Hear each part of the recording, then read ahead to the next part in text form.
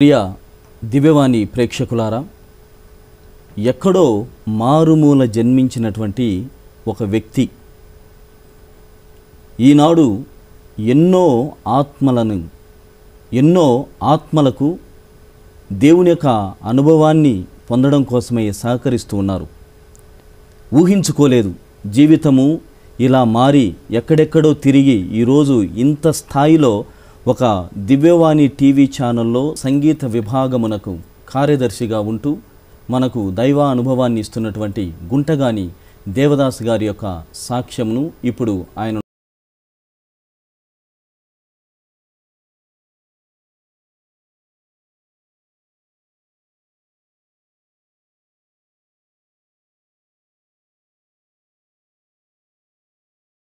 చేసినటువంటి దాసు గారికి ప్రత్యేకమైనటువంటి వందనాలను స్వాగతం తెలియజేస్తున్నాను. దాసు గారు, మీరు ఎన్నో పాటలను పాడి ఉన్నారు. మరి మీ యొక్క జీవితాన్ని మేము దివ్యవాణి టీవీ ఛానల్ ద్వారా ఎన్నోసార్లు చూస్తున్నాము. ప్రతి ఒక్కరూ కూడా మిమ్మల్ని ఈ దివ్యవాణి టీవీ ఛానల్ ద్వారా రోజు కూడా వీక్షిస్తున్నారు. ముఖ్యంగా మీరు పాడేటువంటి పాటల ద్వారా వారు దేవుని యొక్క అనుభవాన్ని పొందుతూ ఉన్నారు. అయితే మీరు ఈ దివ్యవాణి అని అందరికీ తెలుసు, కానీ ఎక్కడ పుట్టారు అవి మా యొక్క ప్రేక్షకులతో కొద్దిగా పంచుకోగలరు? ఓకే ఫాదర్, ముందుగా ఈ అవకాశం ఇచ్చినటువంటి పూజ్యగురువులకు మీకు, తర్వాత అసలు దివ్యవాణిలోకి నన్ను ఆహ్వానించినటువంటి CEO ఫాదర్ గారు బాలశౌరి గారికి, అదేవిధంగా వెలంగిని ఫాదర్ గారికి నా హృదయపూర్వక వందనాలు తెలియజేస్తున్నాను. నేను 2001 సంవత్సరంలో మా విలేజ్ పెదకాకని, అప్పుడు బొంగరాలు బిడివిచ్చాను గుంటూరు తర్వాత ఒక 4-5 సంవత్సరాల క్రితం కొత్తగా మాకు నంబరు విచారణ ఏర్పాటు చేసిన తర్వాత మాకు కొంచెం దూరం అని చెప్పి మాకు దగ్గర నంబరు విచారణలో కలిపారు. అప్పటి నుంచి నేను స్వగ్రామం అయితే అది 2001 నుంచి నేను మా పెదకాకనిలోనే ఉపదేశిగా ఫాదర్ పాంశెట్టి థామస్ ఫాదర్ గారు. పుట్టింది కూడా పెదకాకని, అక్కడే మాది. 2001 సంవత్సరంలో పాంశెట్టి థామస్ ఫాదర్ గారు ఉపదేశిగా నన్ను అక్కడ నియమించారు. నియమించిన తర్వాత కొన్ని అప్పుడు ఏం తెలియదు కాబట్టి ఆ ఫాదర్ గారే నాకు మన సెయింట్ జాన్ సెమినరీ నుంచి పుస్తకాలు వచ్చాయి. ఆదికాండము, నిర్గమకాండము, సంఖ్యాకాండం, లేవియకాండము, ఒక్కొక్క పుస్తకం, ఆదికాండానికి ఒక పుస్తకం నెలకొకటి అట్లా వస్తూ ఉండేది. అవి చదువుకొని చివర ప్రశ్నలు ఉంటాయి, ఆ ప్రశ్నలు పూర్తి చేసి పంపిస్తే మళ్ళీ ఇంకొక బుక్ వస్తుంది. అట్లాగా నేను ఉపదేశిగా ఫాదర్ గారు నన్ను కొంచెం ఎంకరేజ్ చేశారు బాగా బైబిల్ విషయంలో. పాంశెట్టి థామస్ అంటే సింగర్ ఫాదర్ గారు. ఆయన తర్వాత నేను అట్లా బైబిల్లో ఎదుగుతున్నాను. తర్వాత నాకు సంగీతం కూడా కొంచెం ఆసక్తి ఉంది ఫాదర్, ఏదైనా నేర్చుకుంటానని చెప్తే ఆయనే తన డబ్బులతోటే నాకు సంగీతం నేర్పించారు. అంటే మీకు ముందు రాదు? ఏమి రాదు. సో ఫాదర్ గారు ఎంకరేజ్ చేశారు. ఎక్కడ నేర్చుకున్నారు ఈ సంగీతం? గుంటూరు A1 మ్యూజికల్ కాలేజ్ అని ఉంది. ఫాదర్ గారు గురువు ఆయన. ఇక ఆయన దగ్గరే నన్ను కూడా జాయిన్ చేయించారు. నేను ఇంకా అక్కడ ప్రతిరోజు వెళ్ళి సరిగమల కాడ నుంచి నేర్చుకుంటూ వచ్చాను 2001 నుంచి. అట్లా తర్వాత కొంచెం ఇంప్రూవ్ అయిన తర్వాత కొంచెం బైబిల్ చిన్న ప్రసంగాలు చెప్తున్నాను అనుకోగానే ఇటు జ్యోతిర్మయ యానిమేటర్గా ఫాదర్ గారే ఎంకరేజ్ చేసి పాసా సెంటర్లో, మా గుంటూరు జిల్లా పాసా సెంటర్లో యానిమేటర్గా ఉద్యోగులు జాయిన్ చేయించారు.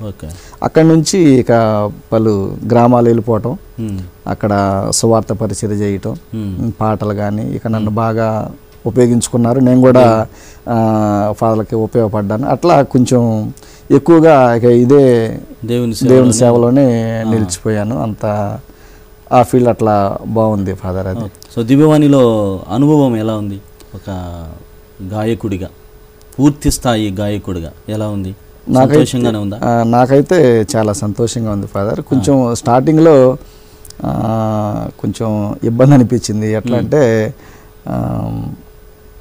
ప్రతిరోజు పాల్గొని ప్రతిరోజు ఇదే పాటలు పాడాలంటే కొంచెం కష్టం అనిపించింది.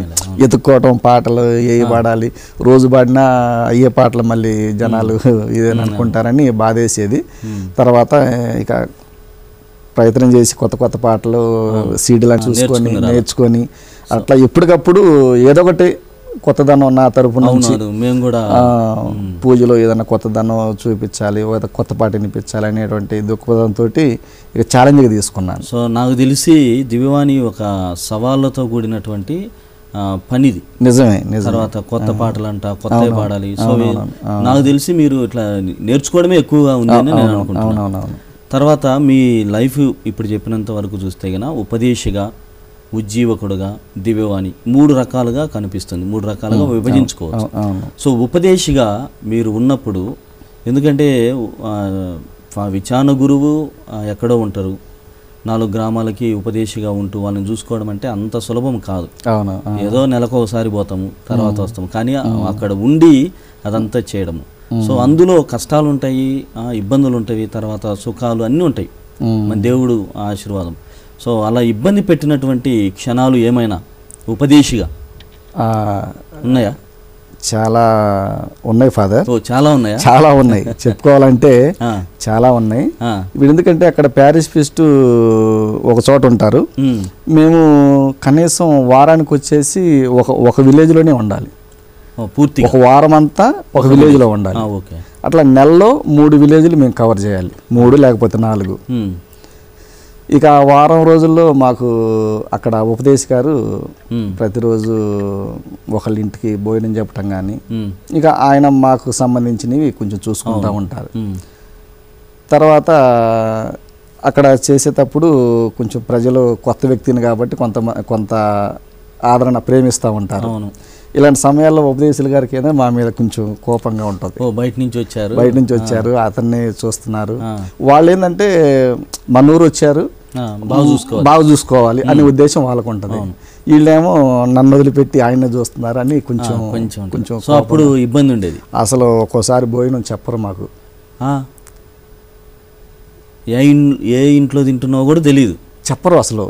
ఇక్కడ ఉన్న ఉపదేశ్ గారు భోజనం చెప్పరు. ప్రేయర్ అయిపోయేలాకే ఒక్కోసారి సాయంత్రం పూట జపమాల ప్రార్థన అయిపోయేలాకే 8:30, 9 అట్లా అవుతుంది.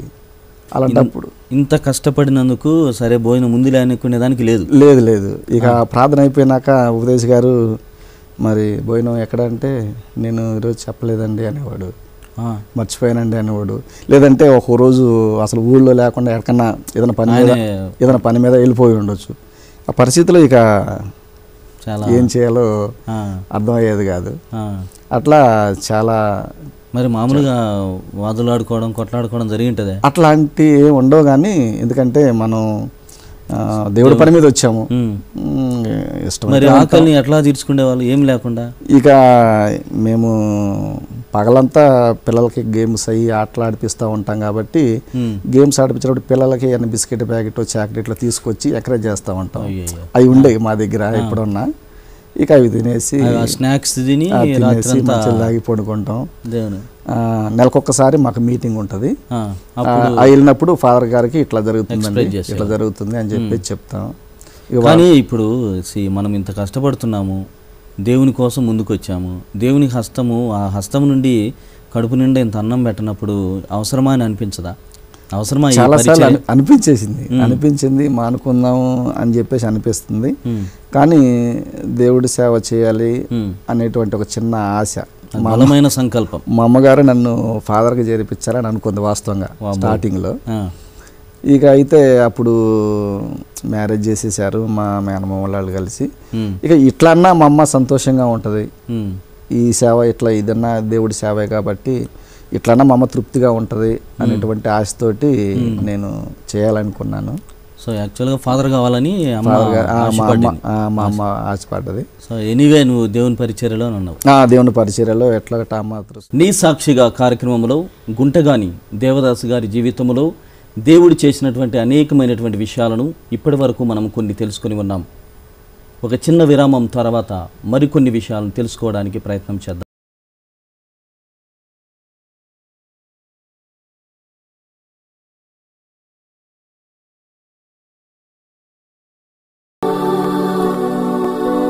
నీ సాక్షిగా కార్యక్రమంలో గుంటగాని దేవదాస్ ఎన్నో విషయాలను మనం ఇప్పటికే పంచుకొని ఉన్నారు. మరికొన్ని విషయాలను ఇప్పుడు వీరి ద్వారా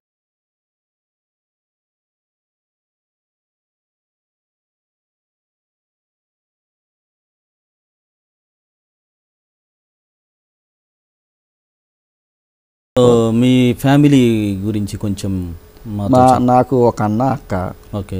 వాళ్ళు మ్యారేజ్ అయిపోయింది, వాళ్ళు సపరేట్ ఫ్యామిలీస్. అమ్మని నేనే చూసుకుంటాను. ఇప్పుడు ఇక్కడ దివ్యవాణిలో ఉంటున్నా కానీ అమ్మ సపరేట్గా నాకు ఇల్లు ఉంది, అందులోనే ఉంటుంది.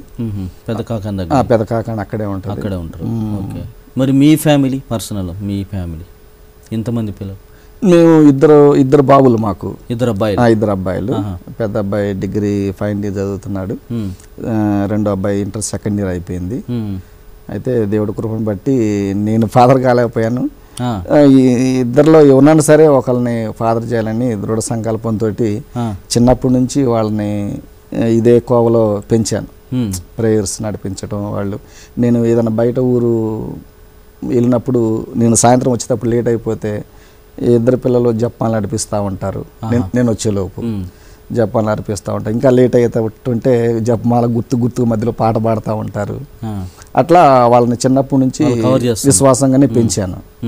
పెంచిన తర్వాత ఇక పెద్ద అబ్బాయి 10th అయిపోయిన తర్వాత ఏంటి బాబు అంటే పరిస్థితి అనుమానంగా చెప్పాడు చదివేటప్పుడు. తర్వాత ఎగ్జామ్స్ అయిపోయిన తర్వాత కొంతమంది బ్రదర్స్ పెద్దోళ్ళపూడి బోర్డింగ్లో చదువుకున్నారు. వేరే బ్రదర్స్ వచ్చేసి మా సెమినరీలోకి చేరండి అని చెప్పేసి అట్లా ఎంకరేజ్ చేసినప్పుడు ఫస్ట్ నుంచి ఉంది కానీ మధ్యలో 10th ఫెయిల్ అవుతాడేమోనని ఒక భయం వేసింది. భయం వేసి అటుగా చెప్పాడు, ఫెయిల్ అవుతాడేమో అని అన్నాడు. పాస్ అయితే మాత్రం తప్పకుండా వెళ్తానని అన్నారు. దేవుడి దేవాళ్ళు పాస్ అయ్యాడు, ఇక వెళ్ళిపోయాడు. ఇప్పుడు చదువుకున్నాడు తిరుచిలో డిగ్రీ ఫైనల్ ఇయర్ చదువుతున్నారు ఇప్పుడు. Degree final year. సో ఇద్దరు కుమారులు దేవుని సేవలో. ఇక రెండో అబ్బాయి కూడా బోర్డింగ్లోనే చదివారు ఫాదర్. చదివి ఆ అబ్బాయి మరి ఎందుకు అనిపించిందో ఏమో నేను కూడా వెళ్తాను అంటే వాళ్ళ అన్న వెళ్ళాడు కాబట్టి నేను కూడా వెళ్తానని ఆ దృక్పథంతో అన్నాడు. లేకపోతే అక్కడ ప్యారిష్ ప్రీస్ట్ చర్చికి ఇతను ఇన్ఛార్జి, కొంచెం సహాయం చేస్తూ ఉండేవాడు, మాస్క్ అరేంజ్ చేయటం అట్లా. ఇక ఫాదర్ గారు ఇతనికి ఇంట్రెస్ట్ ఉంది, ఇతను చేర్పించు అని చెప్పేసి అని అన్నారు. సరే ఫాదర్ నేను చెప్పి చూశాను, మళ్ళీ జనాలు ఏమని అనుకుంటారు వెళ్ళిపోయింది ఎందుకు, ఇద్దరంటే మళ్ళీ అనుకుంటారు, వదిలే ఫాదర్ చదివించుకుంటాను బాబుని అంటే, కాదులే చదువుకొని ముందు తర్వాత దేవుడి చిత్తం ఎట్లా ఉందో అని చెప్పేసి అంటే సరే ఫాదర్ అని చెప్పేసి నేను. సో ఇద్దరు కుమారులు వాళ్ళే మీరు అడిగినప్పుడు ముందుకి వచ్చారు. దాన్ని బట్టి చూస్తే మనం ఇంటి వాతావరణం అని నేను అనుకుంటున్నా. ఇప్పుడు మీరు మీ అమ్మగారు మిమ్మల్ని ఫాదర్గా పంపాలనుకున్నారు, మీరు ఉపదేశకుడు ఉద్యోగుడుగా పూర్తి స్థాయి దేవుని సేవలో పూర్తి స్థాయిలో ఉంటున్నారు. తర్వాత మీరు పెరిగిన వాతావరణము, మీ భార్య అయితేనేమి మీ బిడ్డలు అందరూ కూడా నాన్న కూడా ఇదే ఉన్నారు కాబట్టి అదే వాతావరణం పెరగడం బట్టి వాళ్ళిద్దరు కూడా చాలా సంతోషం. ఒక ఫ్యామిలీ నుండి ఇద్దరు గురువులుగా వెళ్ళడం అనేటువంటిది చాలా ప్రత్యేకమైనది. ఈరోజు గమనించినట్లయితే మన భారతదేశంలో ముఖ్యంగా ఫారిన్ కంట్రీస్లో ఒక్క వొకేషన్ కూడా దొరకడం లేదు. దైవ పిలుపులంటే అదేది చాలా దూరం, బహుదూర బాటసారులు ఎట్లా బయలుదేరి ఎక్కడో ఆగిపోయి అట్లా ఉంటుంది పరిస్థితి. అలాంటి సమయంలో చూడు మీ ఫ్యామిలీ రెండు అన్నీ కూడా మంచిగా ఉండడం వల్ల ఫ్యామిలీ దేవుని సేవకు అనేది చాలా మాకు ఇది నీ సాక్షిగా కార్యక్రమంలో ప్రత్యేక సాక్ష్యముగా ఉండబోతుంది. ఒకరు కాదు ఇద్దరు కాదు, మా ఫ్యామిలీ మొత్తము. యెహోషువ కూడా అదే చెప్తారు, నేనును నా కుటుంబమును నీ కోసమే మేము సేవిస్తామని చెప్పి ముందుకు వస్తారు. ఆ విధంగా ఒక యెహోషువ మీలో కనపడుతున్నారు దాసు గారు. మరి రెండవదిగా మీరు ఎన్నో పాటలు పాడారు. మన ముఖ్యంగా దివ్యవాణి టీవీ ఛానల్ అయితే ఈ పూజకు పాడిని మళ్ళీ రెండో పూజకు పాడరు. నాకు ప్రత్యేకంగా ఇన్ఛార్జ్ ఫాదర్గా ఏమి ఇష్టం అంటే మాకంటే మీరు ఎక్కువ ప్రిపేర్ అవుతారు. మేము ప్రసంగం చెప్పాలని ప్రిపేర్ అవుతుంటే నువ్వు ఏ పాట పాడితే ప్రసంగానికి పూజకు మిళితమయ్యి సంగమమయ్యి మంచిగా వస్తుందని చాలా రోజులు మీరు నైట్ పూట్లో కూడా కూర్చొని చూడడము అదే చూసుకోవడం అనేటువంటి నేను గమనించాను. సో ఇలా ఎన్నో పాటలు మీరు పాడారు, సరేనా? అయితే మీకు ఇన్ని పాటల్లో బాగా నచ్చినటువంటి పాట మా శ్రోతల కోసం మా ప్రేక్షకుల కోసం మీరు ఒక పాట పాడగలరు? పాడతాను తప్పకుండా. అంటే చాలా పాటలు ఉన్నాయి, దీన్ని కూడా మనము తీసేసేదేం కాదు. కానీ ఈ మధ్య ఒక పాట ఎతుకుతా ఉంటే దొరికింది. దేవదేవుడు స్వయముగా నన్ను పిలచినట్లుంది, అసలు అది ఆ పాట పూజకి కానీ ఆ ఎంట్రన్స్ పాటకి అది అది ఆ పాట పాడుతుంటే నాకు చాలా సంతోషం వస్తుంది. అవును, ఆదిదేవుడే మిమ్మల్ని పిలిచినట్లుంది అని ఆ సాంగ్ ఈసారి మళ్ళీ పూజలు ఎప్పుడన్నా పాడతాను ఫాదర్. అది చాలా నాకు ఆ పాట చాలా బాగుంది. మరి ఎవరు రచించారో ఎవరు పాడారో తెలియదు కానీ దేవదేవుడు స్వయముగా నన్ను పిలిచినట్టుంది, ఆదిదేవుని స్వరం నా చెవులతో ఈనినట్టుంది, కళ్ళతో తాకినట్లు ఉంది అని ఆ పాట చాలా అది చాలా భావముని అనుభవాన్ని ఇచ్చేటువంటి పాట. దేవదేవుడే నన్ను పిలిచిన స్వయముగా నన్ను పిలిచినట్టుంది. God has called me personally, ఈ సేవకి పిలిచినట్లుగా నాకు అనిపిస్తుంది. చాలా బాగుంది. ఆదిదేవుని స్వరం చెవులకు తాకినట్లుంది. ఆదిదేవుని స్వరం చెవులకు తాకినట్లుంది, అంధకారము కనుల నుండి జారినట్లుంది.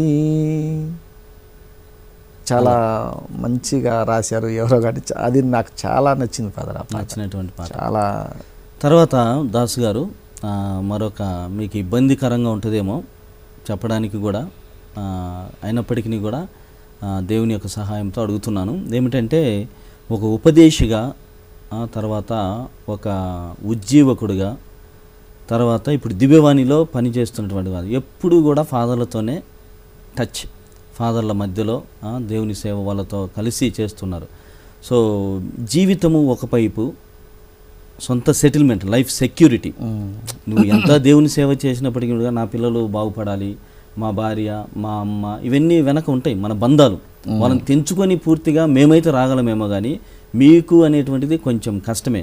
సో ఈ రెండిటిని ఎలా బ్యాలెన్స్ చేస్తున్నారు? ఎలా జీవితంకి కొన్నిసార్లు దాని మధ్య దీని మధ్య ఇబ్బంది అనిపిస్తుంది. సో ఎట్లా వాటిని జీవితంలో ఎన్ని మలుపులు వాటిని ఎలా మీరు ఛేదించగలుగుతున్నారు? జీవితానికి పోషణ సరిపోతుందా, ఇచ్చేటువంటి పోషణ? జీవితంలో అట్లాంటి చాలా సమస్యలు ఉన్నాయి ఫాదర్. అయితే మీరన్నట్టు తెంచుకొని వస్తారన్నారు ఇప్పుడు ఆ మాట. నేను కూడా ఒక పని అనుకుంటే అది ఎవరు ఎట్లా ఇబ్బంది అయినా సరే అది చేయాల్సిందే, చేసేస్తాను. నా మీద ఉన్నటువంటి నమ్మకం ఉంటుంది. ఆ నమ్మకంతో నేను ఆ పని చేసేస్తాను. సపోజ్ ఒకరోజు నేను ప్రోగ్రామ్కి వెళ్ళాల్సి వచ్చింది. ఆ రోజు మా మిసెస్ ఒంట్లో బాగాలేదు. ఎవరన్నా అప్పగిచ్చేసి చూయించుకోమని చెప్పేసి వెళ్ళిపోవటమే. ఆ ప్రోగ్రాం మాత్రం మిస్ కాను. అది ఫాదర్లతో పని, చాలామంది వస్తారు, గురువులు వస్తారు, వాళ్ళందరూ కన్యాస్త్రీలు ఉంటారు, ఒక పండగ అది. అట్లాగా దేవుడి పని వెనకేసేదంటూ ఏముండదు. వెళ్ళిపోతాను. తర్వాత సంగతి కుటుంబాన్ని దేవుడికి అప్పచెప్పటమే. జీతం విషయంలో గుంటూరులో ఉపదేశిగా ఉన్నప్పుడు నాకు మంచిగానే ప్రోగ్రామ్స్ వస్తూ ఉండేవి. పండగలకి తెలిసిన ఫాదర్స్ ఉన్నారు మంచిగా, వాళ్ళందరూ దేవదాసుని పిలుద్దాం, మంచిగా పాడతాడు, మంచిగా ఉంటాడు అని అనుకొని నన్ను పిలిచేవాళ్ళు. నాకు అది చాలామంది సపోర్ట్ చేశారు ఫాదర్లు. ఏ రోజు కూడా నేను దేనికి ఇబ్బంది పడలేదు, ఎక్కడ కూడా దేవుని కృపను బట్టి ఇబ్బంది పడలేదు. ఇక్కడ దివ్యవాణికి వచ్చిన తర్వాత కొంత ఆర్థికంగా కొన్ని చిన్న చిన్న సమస్యలు వచ్చాయి. ఏ రోజు కూడా అంటే కొంచెం జీతం తక్కువ, దేవుడి పని చేయాలి. ఇక అలాంటప్పుడు కొంచెం ఇంటి దగ్గర నుంచి మా అమ్మ కానీ మా తెలిసిన వాళ్ళు కానీ కొంచెం హెల్ప్ చేస్తూ ఉన్నారు. కొంచెం ఏదో రకంగా కొంచెం అక్కడ ఎట్లా ఉంది కదా పరిస్థితి అని ఏదో రకంగా వాళ్ళు నాకు హెల్ప్ చేశారు.